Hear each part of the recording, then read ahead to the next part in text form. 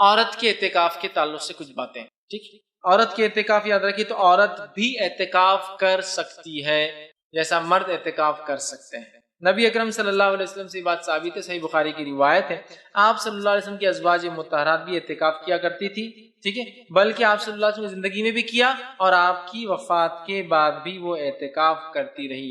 اور حدیث کے الفاظ یوں ہیں، ام المومنین عائشہ رضی اللہ عنہا نے آپ صلی اللہ علیہ وسلم سے اعتکاف کی اجازت طلب کی اور آپ نے اجازت دے دی۔ بخاری کی روایت میں آتا ہے آپ نے اجازت مانگی، آپ نے دے دی۔ اس طرح صحیح بخاری اور صحیح مسلم کی ایک اور حدیث میں آتا ہے کہ آپ صلی اللہ علیہ وسلم نے انہیں اجازت دی کہ انہوں نے مسجد میں خیمہ نصب کیا۔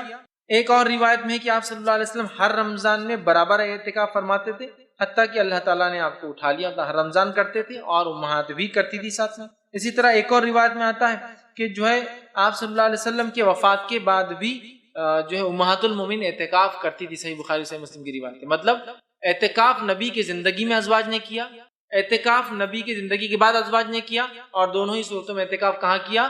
مسجد میں، زندگی میں مسجد میں، زندگی کے بعد بھی مسجد میں۔ صحیح بخاری کی روایت ہے رسول اللہ صلی اللہ علیہ وسلم کے ساتھ ایک زوجہ جو ہے جن کا ام سلمہ آتا ہے اس میں بہرحال غالباً، انہوں نے جو ہے اعتکاف کیا اور وہ استحاضہ کی حالت میں تھی، مطلب ایسی حالت میں بھی ازواج مطہرات اعتکاف نہیں چھوڑتی تھی۔ استحاضہ، دیکھیے حیض کی حالت میں یا نفاس کی حالت میں اعتکاف نہیں ہو سکتا، لیکن استحاضہ وہ کیفیت ہوتی ہے کہ عورت کو حیض نہیں آتا لیکن حیض کے بدلے بغیر کسی عذر کے خون نکلتا جو بیماری کی وجہ سے ہوتا ہے، اور جو خون حیض کا ہوتا بھی نہیں، استحاضہ۔ تو استحاضہ میں بھی امہات جو ہے اعتکاف کیا کرتی تھی۔ میں اس کے امپورٹنس بتانے کے لیے کہہ رہا ہوں کہ عورتیں بھی اعتکاف کر سکتی ہیں، لیکن عورتوں کے اعتکاف کے لیے کچھ کنڈیشنز ہیں۔ کنڈیشن فرسٹ کیا ہے؟ سب سے پہلی کنڈیشن ہے کہ شوہر یا ذمہ دار مطلب والد، بھائی، جو جس کی ماتحت وہ رہتی ہے، اس کے گارجین جس کو بولیں گے، اس کے اجازت کے بغیر عورت اعتکاف نہیں کر سکتی۔ اس کی دلیل یہ ہے کہ مائی عائشہ رضی اللہ عنہا نے جو بخاری کی روایت ہم نے ابھی دیکھی اس میں آتا ہے کہ آپ نے اعتکاف سے قبل اللہ کے رسول سے اجازت طلب کی اور آپ نے اجازت دے دی، تو پتہ چلا شوہر کی اجازت کے بغیر بیوی اعتکاف نہیں کر سکتی۔ اور امام شافعی اور امام احمد بن حنبل رحمہ اللہ ان کے قول کے مطابق وہ کہتے ہیں کہ شوہر کی اگر بغیر اجازت کے کوئی عورت اعتکاف کر لے تو اس کو پورا حق اختیار ہے شوہر کو اس کا اعتکاف توڑا کر اس کو واپس لائے، چونکہ اعتکاف نفلی عبادت ہے۔ اور ایک حدیث واضح ہے جس میں آپ صلی اللہ علیہ وسلم نے فرمایا عورت نفل روزے بغیر شوہر کی اجازت کے نہ رکھے، تو پتہ چلا نفلی عبادت کے لیے کیا چیز ضروری ہے؟ شوہر کی اجازت۔ تو شوہر اس کا اعتکاف توڑا بھی سکتا اگر بغیر اجازت کے کرے تو ٹھیک ہے، امام شافعی امام احمد بن حنبل کا قول ہے۔ اسی طرح دوسرا کام جو کرنا ہوں کنڈیشن وہ یہ ہے، جس مسجد میں عورت اعتکاف کے لیے بیٹھتی ہے وہاں یہ چیز ضروری ہے کہ مرد اور زن کا، عورت اور مرد کا اختلاط نہ ہو، مطلب سیپریٹ مسجد ہو، سیپریٹ مصلی ہو، سیپریٹ طہارت خانے ہو، سیپریٹ غسل خانے ہو، سیپریٹ نماز کا پورا مکمل انتظام ہو۔ مسجد میں کریں گی اور مسجد میں سیپریٹ ساری چیزیں اس کے لیے ہونا چاہیے، اور ان سب پر بدرجہ اولا اس کی حفاظت کا کمپلیٹ نظم ہونا چاہیے، ورنہ ایسا نہ ہو کہ بیچاری اعتکاف کے لیے جائے اور کسی فتنے میں پھنس جائے۔ کمپلیٹ سیگریگیشن جس کو کہیں گے، مکمل طور سے اس کا انتظام، غسل کا، کھانے کا، پینے کا، پلس پروٹیکشن بھی ہو۔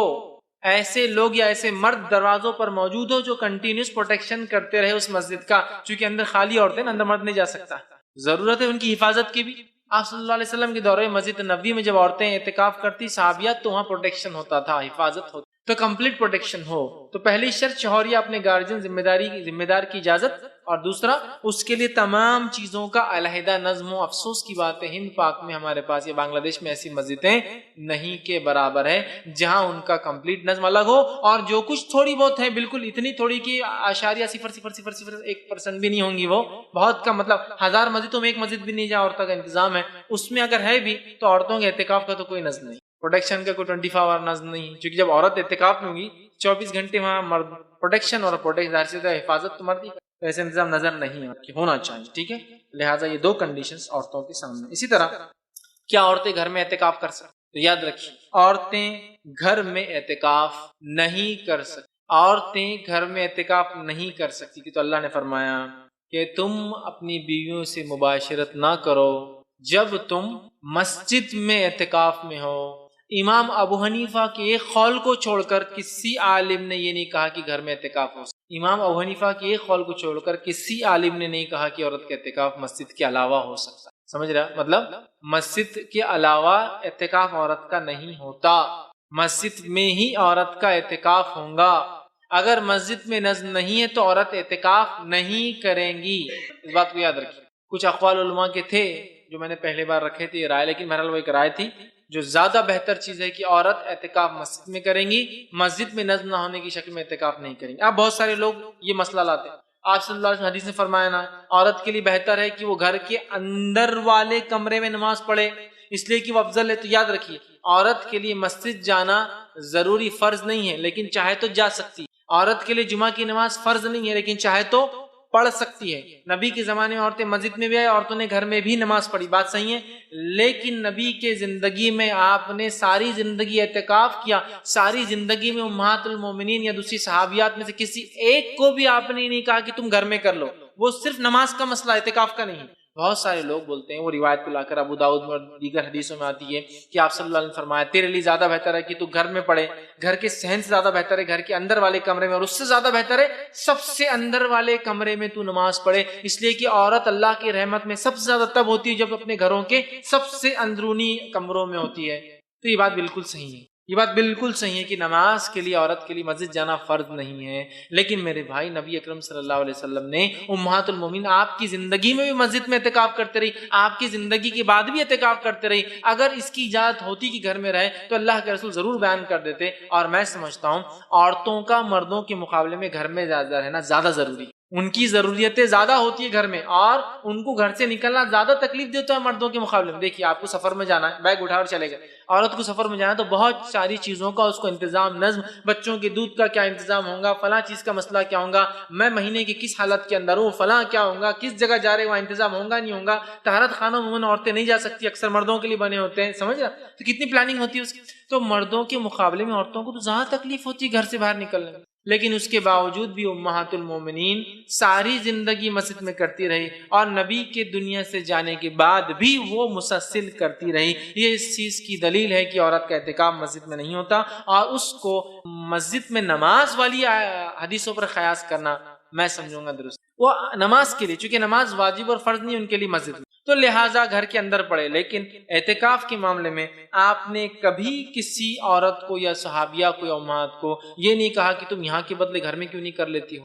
اگر جواز ہوتا تو آپ کہہ دیتے، لہٰذا میں یہ کہوں گا ان کو جو ہے گھر سے باہر نکلنے عورتوں کو، حالانکہ زیادہ مشقت ہوتی ہے مردوں کے مقابلے میں، پھر بھی نبی اکرم صلی اللہ علیہ وسلم نے اپنی ازواج کو اسی میں کرایا مسجد نبوی میں، اور پوچھ کے جاتی تھی، اور اسی طرح آپ کے گزرنے کے بعد بھی ان کے خیمے اور ٹینٹ ہر رمضان میں لگا کرتے تھے۔ لہٰذا اس سے پتہ چلا کہ اعتکاف عورت کا صرف اور صرف مسجد میں ہوگا، مسجد میں نہیں کر سکتی تو یہ عبادت ان کے لیے پھر نہیں ہے، یاد رکھ۔ اور امام ابو حنیفہ رحمہ اللہ کا بھی جو قول آتا ہے وہ کیا ہے، میں آپ کے سامنے رکھوں کہ عورت کے لیے بہتر ہے کہ گھر کے مسجد میں اعتکاف کرے، گھر کی مسجد میں نہ ہو تو محلے کی مسجد میں اعتکاف کرے، اور محلے کی مسجد میں نہ ہو تو پھر جامع مسجد میں اعتکاف کرے۔ لیکن تینوں میں لفظ دیکھیے کیا ہے، گھر کی مسجد، محلے کی مسجد، جامع مسجد، کہیں بھی نہیں کہا گھر کے اندر محلے کی مسجد اور جامع مسجد۔ نبی اکرم صلی اللہ علیہ وسلم نے یہ فرما دیا جو اس چیز کی کوشش کرے، اس پہ یقین نہ کرے، صرف کوشش کرے، جائے بیٹھے سنے، تو اس کی 40 دن کی نماز قبول نہیں ہوتی۔ تفصیلات آگے آئیں گے انشاءاللہ۔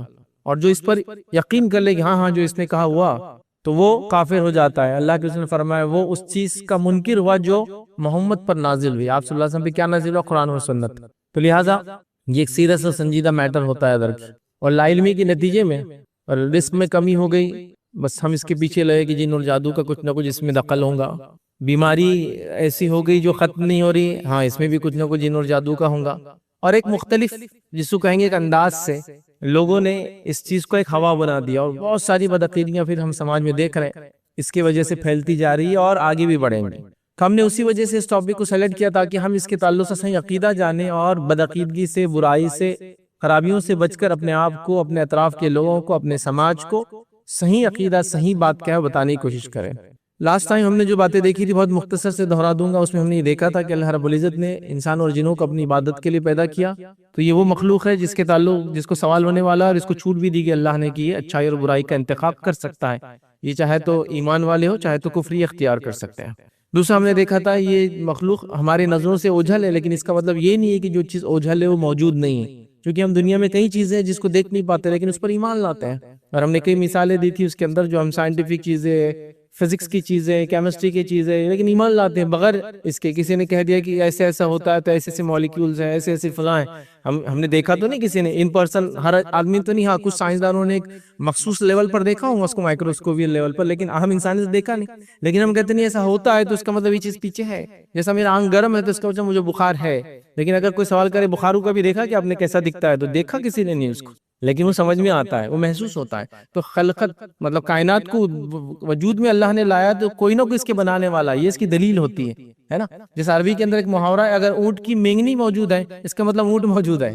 مطلب ایک علامت سے بھی آپ پوری چیز کو پہچان سکتے ہیں. تو اونٹ ریگستان سے گزرا تو مینگنی کر دیتا ہے، غلاظت کرتا ہے، وہ دکھ گئی مطلب اونٹ ہے، مطلب وہ جانور بھی موجود ہے. بہرحال اس کے بعد ہم نے جنوں کے تعلق سے ان کے نام، ان کی قسمیں، اللہ نے ان کو کیسے پیدا کیا، اور وہ اللہ کی کون سی مخلوق ہے جو ان کو دیکھ سکتی ہے. اور یہیں ہم نے بات کرو گی تھی کہ اللہ کی دو مخلوق ہے، کتے اور گدھے، جو ان کو دیکھ سکتے ہیں. اور یہ جب رات میں چلائے تو ہم کو حکم دیا گیا کہ اللہ میں پناہ مانگو، چونکہ یہ وہ چیز کو دیکھتے ہیں جس کو تم دیکھتے نہیں ہو. بہرحال چلیے آگے بڑھتے ہیں. اب ان کی شروعات اور ہم سے دشمنی، انسانوں سے دشمنی، یا ان کی شروعات اور ان کی آپس میں ان کے مومنوں سے دشمنی مطلب کہاں سے ہوئی. تو جیسے کہ میں نے پچھلی بار رکھا تھا کہ پہلا جو جن اللہ نے بنایا، جو بابا جن ہے، اس کو ہم شیطان بولتے ہیں، اس کا نام ہے ابلیس. یہ بابا جن ہے، مطلب جنوں کا والد ہے، باپ ہے. یاد رکھیں جیسے ہمارے والد کون ہے؟ آدم علیہ السلام بابا انس ہے، ہمارے باپ ہے، تو یہ جنوں کا باپ ہے. یاد رکھیں ہمارے والد ایمان والے تھے اور پہلے نبی تھے، اور جنوں کے جو والد ہے یاد رکھیے وہ پہلا کافر ہے. یاد رکھیے اس کے نسل میں مومن اور کافر دونوں ہوتے ہیں، جیسے آدم کی نسل مومن اور کافر دونوں ہوتے ہیں. لیکن آدم علیہ السلام پہلے مومن تھے اور پہلے نبی تھے، اور ابلیس یہ جو ہے پہلا جن تھا لیکن یہ کافر تھا. یاد رکھیے تو یہ ہمارے میں اور ان کے اندر فرق ہے ابتدا سے. لیکن جیسا آدم کی اولاد میں کافر مومن ہوتے، جنوں کی اولاد میں بھی کافر مومن دونوں ہوتے. یاد رکھیے. اب یاد رکھیے اللہ رب العزت نے، ہم پورے واقعات کی تفصیلات میں نہیں جاؤں گا چونکہ بہت لمبا، پھر اسی میں کئی دن چلے جائیں گے. مختصر سے رکھتا ہوں کہ اللہ رب العزت نے آدم علیہ السلام کو اپنے دونوں ہاتھوں سے پیدا کیا، جو کہ قرآن میں اللہ نے فرمایا کہ اے ابلیس، کس چیز نے تجھے اس چیز سے روکا کہ جس مخلوق کو میں نے اپنے دونوں ہاتھ سے بنایا. اور اللہ رب العزت نے اپنے دونوں ہاتھ سے بنایا، اس سے پتہ چلا اللہ تعالیٰ کے دو ہاتھ ہیں. اور روایت میں آتا دونوں ہاتھ سیدھے ہیں. کیسے اور کیا واللہ عالم، ہم نہیں جانتے. جیسے اس کے شان کو، اس کی ذات کو لائق اور زیبا ہے، ویسے اس کے ہاتھ ہیں، ہمارے جیسے نہیں. یاد رکھیں. اور دونوں سیدھے کیسے وہ بھی ہم نہیں جانتے، واللہ عالم. بہرحال تو کہا کس چیز نے تجھے روکا جس کو آدم کو میں نے اپنے ہاتھوں سے بنایا. تو یہاں سے بہرحال اس کا معاملہ شروع ہوتا ہے، چونکہ اللہ نے ایک حکم دیا تھا. کیا حکم دیا تھا؟ جو میں نے شروعات میں آیت پڑھی. اللہ رب العزت فرماتا ہے سورہ نمبر 18 آیت نمبر 50 کے اندر کہ اللہ فرماتا کہتا ہے وَإِذْ قُلْنَا لِلْمَلَائِكَةِ اسْجُدُوا لِآدَمَ فَسَجَدُوا إِلَّا إِبْلِيسَ وَكَانَ مِنَ الْجِنِّ فَفَسَقَ عَنْ أَمْرِ رَبِّهِ. کہ جب تیرے رب نے حکم دیا فرشتوں کو وَإِذْ قُلْنَا لِلْمَلَائِكَةِ اسْجُدُوا کہ سب کے سب مل کے سجدہ کرو لِآدَمَ آدم کو فسجدوا سب کے سب نے سجدہ کیا الا ابلیس سوائے ابلیس کے وکان من الجن اور وہ جنوں میں سے تھا ففسق عن امر ربی اور اس نے اپنے رب کے حکم کو جھٹلایا. تو یہاں قرآن نے اس بات کی کلیئر وضاحت کر دی کہ شیطان جس کا نام ابلیس ہے وہ پہلا جن تھا، وہ کبھی بھی ملائکہ فرشتہ نہیں تھا. لیکن آپ کہیں گے آیت کی شروعات تو یہ ہوتی ہے وَإِذْ قُلْنَا لِلْمَلَائِكَةِ اسْجُدُوا اللہ نے حکم دیا فرشتوں کو سجدہ کرنے کا. تو عربی کے اندر یاد رکھیے یہ اصولی بات ہے، اس کا گرامر ایسے ہی ہوتا ہے کہ جب میجورٹی سے خطاب ہوتا ہے تو مائنورٹی انکلوڈیڈ ہوتی ہے اس کے اندر. تو جب فرشتے موجود تھے اور یہ بھی فرشتوں کے صف میں کھڑا تھا تو جب فرشتوں کو حکم ہوا تو یہ حکم اس کے لیے بھی تھا اور یہ اس کو سمجھ گیا تھا، ایسا نہیں کہ نہیں سمجھا تھا، یہ سمجھ گیا تھا. تو عربی کا یہ قاعدہ ہے. جیسا کہ آپ دیکھیں قرآن کا ایک اسلوب ہے، طریقہ کار ہے، یا ایھا الذین آمنوا اے وہ لوگوں جو ایمان لائے ہو. تو ایمان والیوں کا کیا؟ ایمان والوں کو خطاب ہو رہا ہے، نماز قائم کرو، روزہ رکھو. تو عورتیں بولیں گی ہمارے لیے نماز بھی نہیں، روزہ بھی نہیں، چونکہ ایمان والیوں سے خطاب نہیں کیا نا، ہے نا. لیکن یہاں چونکہ عورت مرد کے ماتحت ہے تو جب ذمہ دار کو حکم آ گیا تو ماتحت کو بھی حکم آ گیا. یہ اصولی بات ہے. اسی طرح عربی کے اندر ایک چھوٹی چیز سے پوری بڑی چیز کو بھی ڈینوٹ کیا جاتا ہے، مطلب کوئی ایک اعضا آپ کے کر دے. جیسے کہ اللہ رب العزت فرمایا کہ روز قیامت سب کچھ ختم ہو جائے گا سوا اللہ کے چہرے کے. تو چہرہ ایک اعضا ہے، پارٹ ہے باڈی کا، لیکن اس چہرے کے سے معنی ہے پوری باڈی بھی بچ جائیں گی. اللہ تعالیٰ فلاں انسان کے چہرے کو جہنم سے بچا لے گا تو کیا اس کا معنی صرف چہرہ ہے؟ نہیں، چہرہ بچ جائے گا مطلب جسم بھی بچ جائے گا. تو ایک چھوٹی چیز سے پوری باڈی کو ڈینوٹ کیا جاتا ہے. تو قاعدہ ہے عربی کا. تو حکم ہوا فرشتوں کو، لیکن اس کو پتا تھا یہ حکم اس کے لیے بھی انکلوڈیڈ ہے، اس نے سجدہ نہیں کیا. اور اللہ نے کہا وَكَانَ مِنَ الْجِنِّ ہم وضاحت بھی ہوگی آیت میں بالکل کلیئر ہوئی. ایک ہی آیت ہے جہاں وضاحت بھی موجود ہے، باقی جگہ وضاحت نہیں. وَكَانَ مِنَ الْجِنِّ وہ جنوں میں سے تھا فَفَسَقَ عَنْ أَمْرِ رَبِّهِ اور اس نے اپنے رب کے حکم کو جھٹلایا. تو آپ سمجھ گئے یہ پہلا جن تھا ابلیس، یہ فرشتہ کبھی بھی نہیں تھا. ایسا بھی نہیں تھا کہ فالن اینجل ہے. یہ عیسائیت کا عقیدہ ہے کہ ابلیس جو تھا یہ پہلا فرشتہ تھا اور وہ اینجل تھا، اور وہ پھر بعد میں وہ اس مقام سے گر گیا تو اس کو بولتے تھا فالن اینجل. ٹھیک ہے، مطلب گرا ہوا، مطلب جو فرشتہ اپنے رینک سے گر کے شیطان بن گیا، تو یہ ایسا کبھی نہیں تھا یاد رکھیے۔ ہم میں بھی یہ بہت سارے لوگوں میں بدعقیدگی پائی جاتی ہے، تو یہ کہتے ہیں کہ شیطان پہلے کیا تھا؟ فرشتہ تھا، ادھر سے جھولا لیتے ادھر جاتا تو 70,000 فرشتوں کو تعلیم دیتا۔ اب کیسا جھولا لیتا کیا لیتا مجھے نہیں پتا، لیکن یہ واقعہ میں نے ہر جگہ سنے، ایون مسجدوں میں بھی سنے، ادھر سے جھولا لے کے ادھر جاتا تو 70,000 فرشتوں کو تعلیم دے دیتا تھا، یہ فرشتوں کا سردار تھا۔ لیکن اس کے زیادہ علم نے اس کو برباد کر دیا، اس لیے بچوں زیادہ علم بھی حاصل نہیں کرنا اور زیادہ بڑوں سے سوال بھی نہیں کرنا، دونوں کوشچن جو شیطان نہیں کیا، علم بھی زیادہ تھا، سوال بھی کرتا تھا۔ سبحان اللہ، اپنی بات کو فٹ کرنے، اپنی جہالت کو چھپانے لوگ کیسے کیسے قصے، کہانیاں اور واقعات بناتے ہیں، تو یہ کبھی فرشتہ نہیں تھا۔ اگر کوئی ایسا عقیدہ رکھتا ہے تو بدعقیدگی ہے، یاد رکھیے، اور یہ فرشتوں کے ساتھ رہتا تھا، ایک الگ بات ہے، ٹھیک ہے، چونکہ جنت میں تھا۔ اسی لیے میں نے کہا میں تفصیلات میں نہیں جا رہا ہوں، اس کی ورنہ بہت لمبی بات ہے، جو قرآن نے بہت تفصیل میں اس کی پیدائش، آدم سے اس کا مکالمہ، اس کا جھگڑا اور یہ ساری چیزیں بہرحال وہ کی، یاد رکھیے۔ اور اس کی دشمنی آدم علیہ السلام سے پہلے سے ہی ہو گئی تھی، جب اللہ تعالیٰ آدم کو بنا رہا تھا، تو روایتوں کے اندر آتا ہے کہ اس کے اطراف میں گھومتا تھا، اور گھومتا بھی تھا، اور کبھی کبھار اس کو نوک بھی کرتا تھا، بجاتا بھی تھا، اور آدم کا مجسمہ اندر سے کھوکھلا تھا، تو یہ جانتا تھا یہ مخلوق کمزور رہنے والی ہے۔ آدم جب بنے تھے تو کھنکھناتی مٹی سے تھے اور اندر سے خالی تھے آدم۔ پھر یہ بات بھی یہ جانتا تھا، جب آدم کو اللہ نے روح پھونکی تو روح چہرے سے شروع ہوئی، نیچے کی طرف جانا شروع ہوئی۔ جب چہرے سے نیچے کی طرف جانا شروع ہوئی، یاد رکھیے، تو آدم علیہ السلام نے جنت کی نعمتوں کو دیکھا۔ جب جنت کی نعمتوں کو دیکھا، پیر تو بنے نہیں تھے، ابھی اس میں جان نہیں آئی تھی، وہیں ہلچل شروع کر دی۔ تو شیطان کو یہ بھی پتا تھا یہ جلد باز بھی ہو، زیادہ کھوکھلا بھی ہے، جلد باز بھی ہے، اس کی کمزوریاں یاد رکھیے، جلد بازی کر رہے تھے، بنے پورے نہیں تھے، لیکن جنت کی نعمت کو دیکھ کے آگے بڑھنا چاہ رہے تھے، چل نہیں سکتے تھے، چونکہ پیر میں بھی جان نہیں آئی تھی۔ پھر اللہ رب العزت، مطلب روایت کے اندر آتا ہے، پھر آدم نے فرشتوں کو سلام کیا، اور یہ تمہاری مخلوق، تمہاری آنے والی جنریشنز کا بھی یہی کلام ہوں گے، ایک دوسرے سے سلام کرنا اور جواب دینا۔ پھر آدم نے چھینکا اور پھر الحمدللہ کہا، ٹھیک ہے، تو پہلا کام جو ان کے ساتھ ہوا وہ ان کو چھینکا، یاد رکھیں، اور اس پہ انہوں نے الحمدللہ کا تعریف بیان کی۔ بہرحال وہ ایک لمبی تفصیلات ہے، تو اس نے سجدہ نہیں کیا، اور یہ پہلا جن، مطلب یہ جن تھا اور یہ ابلیس تھا، اور یہ فرشتہ کبھی بھی نہیں تھا، یاد رکھیں۔ اب اللہ رب العزت نے اس نے تکبر جو کیا، اس کی تذکرہ بھی بہرحال قرآن کے اندر کیا، تفصیلات میں نہیں جائیں گے، مختصر میں آپ کے سامنے رکھتا ہوں۔ سورہ اعراف سورہ نمبر 7، اس کی آیت نمبر 11، 12، 13، 14، 15، 16، 17، تفصیلات اس کو پڑھ لے، میں مختصر آپ کے سامنے رکھتا ہوں۔ اللہ نے اس کو حکم دیا کہ آدم کے سامنے سجدہ کرنے کا، اس نے سجدہ نہیں کیا، ٹھیک ہے، اور یہ سجدہ جو ہوتا ہے سجدہ تعظیمی ہوتا ہے، اور سجدہ تعظیمی پچھلی امتوں کے لیے جائز تھا، اس امت میں جائز نہیں اور حرام ہے۔ پچھلی امتوں میں تھا، جیسے کہ یوسف علیہ السلام کو ان کے بھائیوں وغیرہ کا سجدہ کرنا، یہ تعظیمی سجدہ ہوتا تھا، اس امت میں جائز تھا۔ اللہ تعالیٰ نے فرمایا اس امت میں سجدہ تعظیمی بھی جائز نہیں ہے، اگر ہوتا ہے نہیں جائز ہوتا تو میں حکم دیتا بیوی کو کہ شوہر کو سجدہ تعظیمی کرے، لیکن اس کی بھی اجازت نہیں ہے، ٹھیک ہے، تو پہلی امت میں تھا، تو یہ سجدہ تعظیمی تھا، عبادت کا سجدہ نہیں تھا۔ تو اللہ نے فرمایا کہ کس چیز نے ابلیس تجھے روکا اس سجدہ کرنے سے، جبکہ میں نے حکم دیا تھا اس چیز کا؟ تو اس نے کیا کہا؟ قال انا خیر من، اس نے کہا کہ میں اس سے بہتر ہوں۔ کیوں بہتر ہوں؟ فرمایا، اس نے کہا خلقتنی من نار وخلقتہ من طین، تو نے مجھے آگ سے پیدا کیا اور اس کو مٹی سے پیدا کیا، لہٰذا میں اس سے خیر ہوں۔ تو ابلیس کا پہلا گناہ کیا تھا معلوم؟ تکبر کیا، اس نے کیا کہا کہ میں اس سے بہتر ہوں، یاد رکھیں، اور اس کے تکبر نے اس کو لے کر ڈوب گیا۔ علماء لکھتے ہیں 3 چیزیں ایسی جو انسان کو ہدایت سے دور کر دیتی ہے، 3 چیزیں، جس میں سے پہلی چیز ہے جہالت، جہالت کی وجہ سے انسان حق کو کبھی پہچان نہیں پاتا۔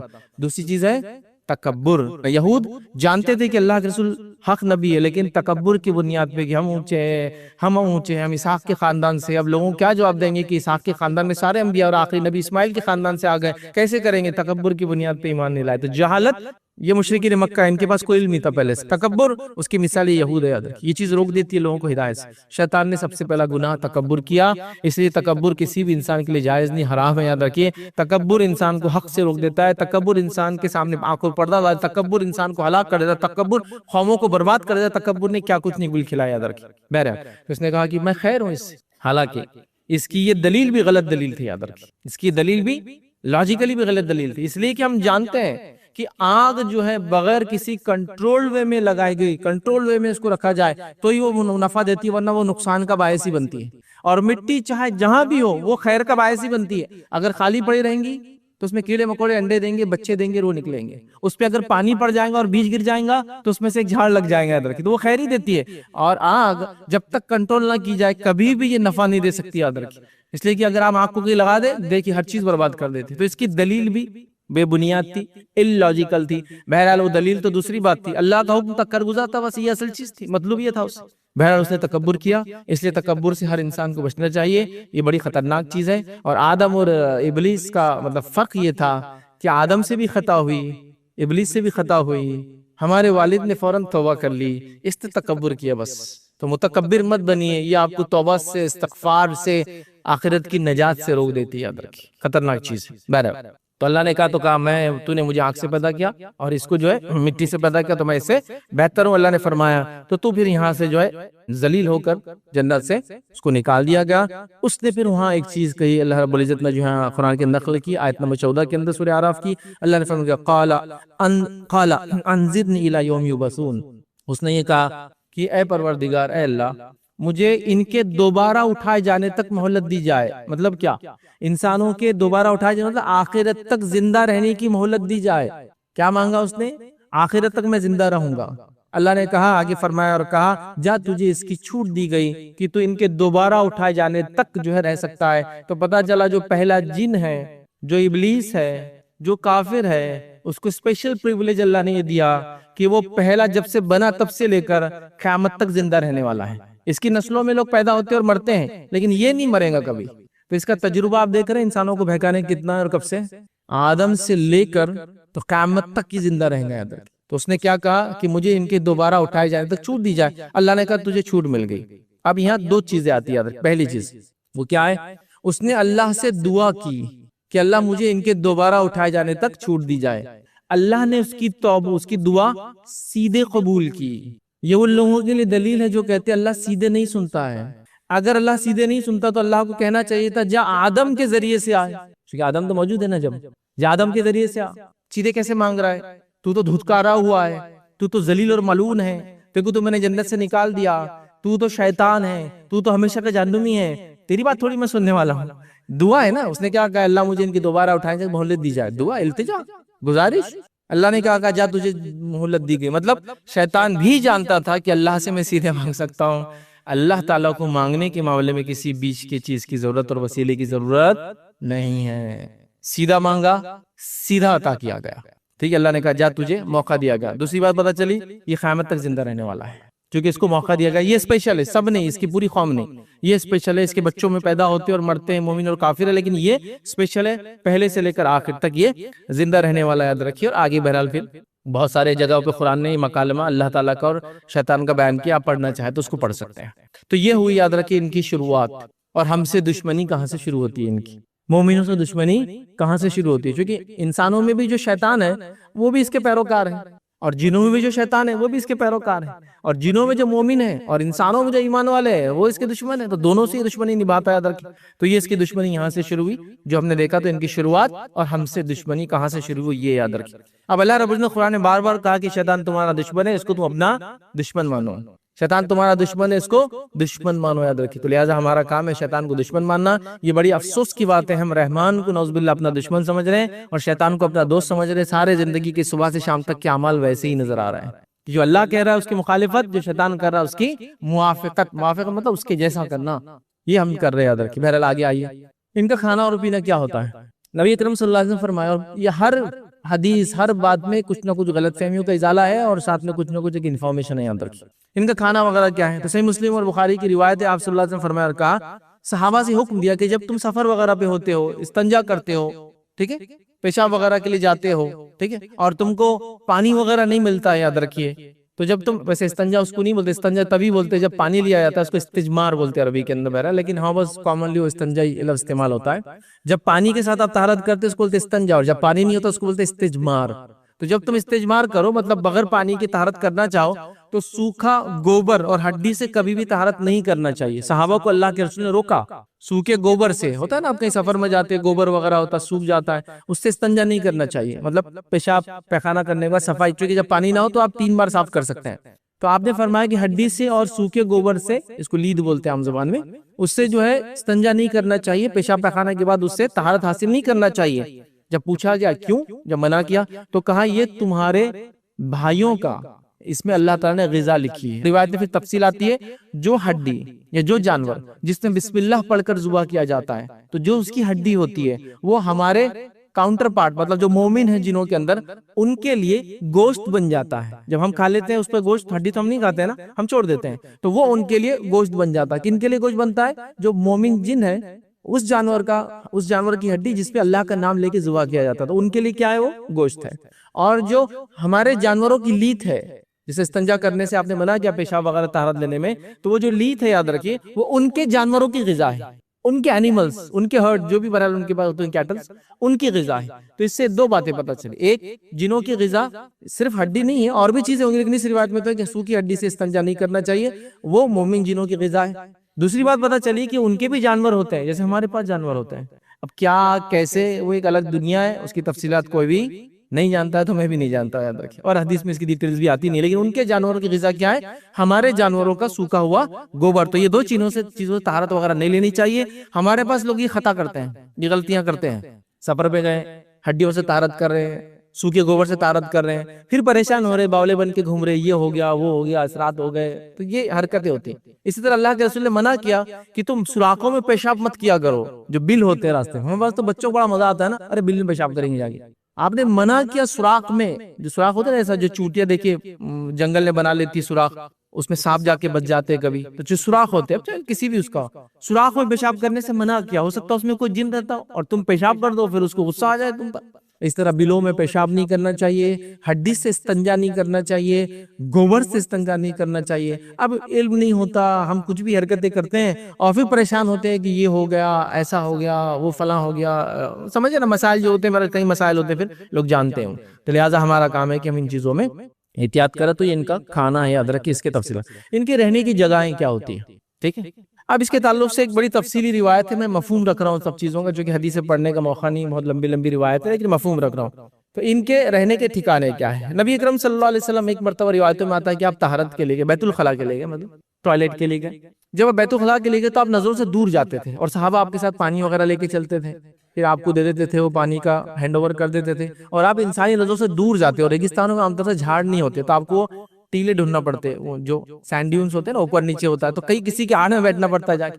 तो एक मरतबा अल्लाह के रसूल तहरत के लिए गए और वो पानी लेकर गए, और आप वापस नहीं आए।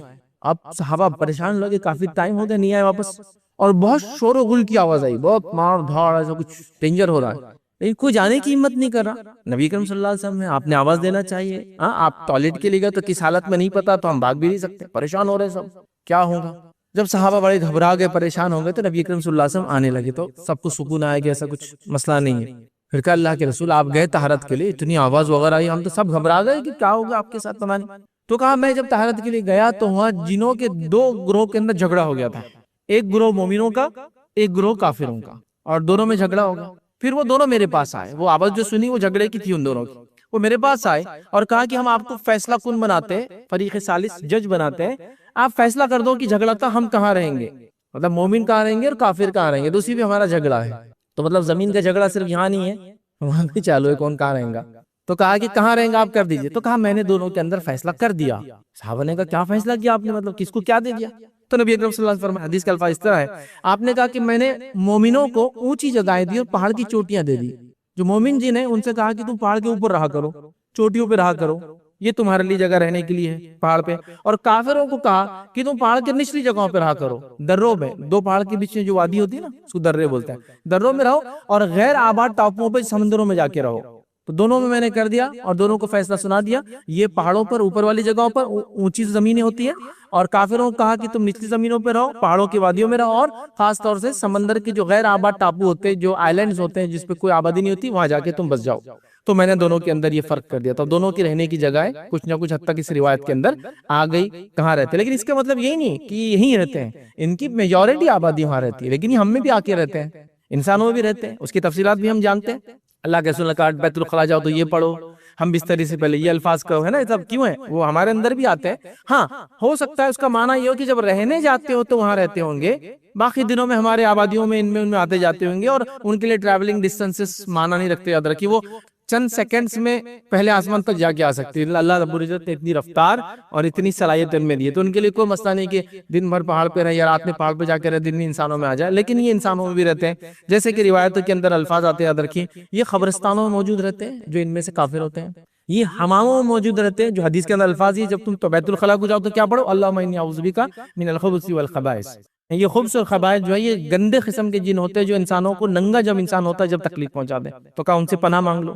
تو حمام اور بیت الخلاء جہاں انسان ننگا ہوتا ہے وہاں بھی آ جاتے ہیں، یاد رکھیے وہاں رہتے ہیں۔ اسی طرح وادیوں میں رہتے ہیں جو ہم نے حدیث کے اندر ہی دیکھ لیا، نچلے علاقوں میں یہ ودروں میں رہتے ہیں۔ اسی طرح یاد رکھیے وہ گھر یاد رکھیے جو غیر آباد ہوتے، زمانے سے حویلیاں ہیں یہ وہ، یا کوئی نہیں رہتا تو وہاں بھی یہ جا کے بچ جاتے ہیں۔ اسی طرح وہ گھر جن کے دروازوں کو جب بند کیا جاتا ہے یا کھولا جاتا ہے بسم اللہ نہیں پڑھا جاتا تو وہاں بھی رہ جاتے ہیں۔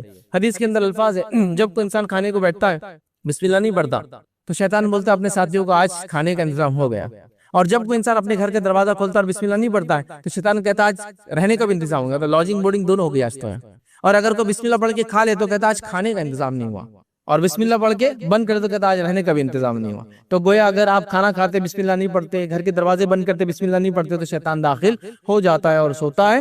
اور ایک روایت میں یہ بھی الفاظ ہے جو ایکسٹرا بستر گھر میں ہوتے ہیں، ویسے میں ڈرانے کو نہیں بول رہا ہوں یہ، لیکن ایک سمجھانے کو لاجیکل چیز ہے اس کے اندر، ایکسٹرا بستر ہوتا ہے تو شیطان اس کو استعمال کرتا ہے۔ حدیث میں الفاظ ہے جب تو سوتا ہے تو تیرے لیے ایک بستر، تیرے گھر والوں کے لیے ایک بستر، اور خالی بستر پھر شیطان کا۔ اس میں ایک بات تو یہ ہے کہ ایکسٹرا ویگنٹ نہیں ہونا چاہیے، خام و خواہ کے گھروں کے اندر بستر وغیرہ سجا کے نہیں رکھنا چاہیے۔ ہمیشہ ہوتا ہے لوگ بڑے بڑے گھر بنا کے 10 کمرے 2 لوگ رہ رہے ہیں 8 میں بستر بچھائے، مطلب یہ خام و خواہ شیطان کے لیے، پھر یہ کیا یوز ہے اس کا، ایسا بتانا مقصد۔ لیکن ایک مقصد یہ بھی ہے کہ شیطان شاید وہ خالی بستروں کو آکوپائی کر کے اس پر رہتا کرتا ہے، لیکن یہ فزیکل سینس میں ڈرنے کی چیز نہیں، یاد رکھے معنی یہ کہ اننیسری چیزیں نہیں ہونا چاہیے، اس کو اٹھا کے رکھ دیجئے، ضرورت نہیں ہے تو بنائیے مت، جب ضرورت نہیں تب بنا لے۔ جیسے مہمان آتے ہو تو ایک بستر ٹھیک ہے، لیکن 10 کمرے 10 بستر 2 لوگ گھر میں، مہمان کتنے آئیں گے ایک ٹائم میں، ٹھیک ہے۔ بہرحال اس طرح چٹلیل میدانوں کے اندر یہ لوگ رہتے ہیں، اور پہاڑوں کے اونچے علاقوں میں مومن جن رہتے ہیں، یہ بھی ہم نے بہرحال دیکھ لیا یہ، ٹھیک ہے۔ اسی طرح یاد رکھیں ان کی قوتیں اور طاقتیں کیا ہوتی ہیں، تو یہ بڑے قوت اور طاقت کے حامل ہیں۔ جیسا سفر کے معاملے میں ان کو ٹریولنگ ڈسٹنسز کچھ نہیں مانا رکھتے، ٹریولنگ ایکسپینسز ان کے لیے کچھ نہیں ہے، ٹریولنگ ٹائم جیسی کچھ نہیں ہے دنیا میں،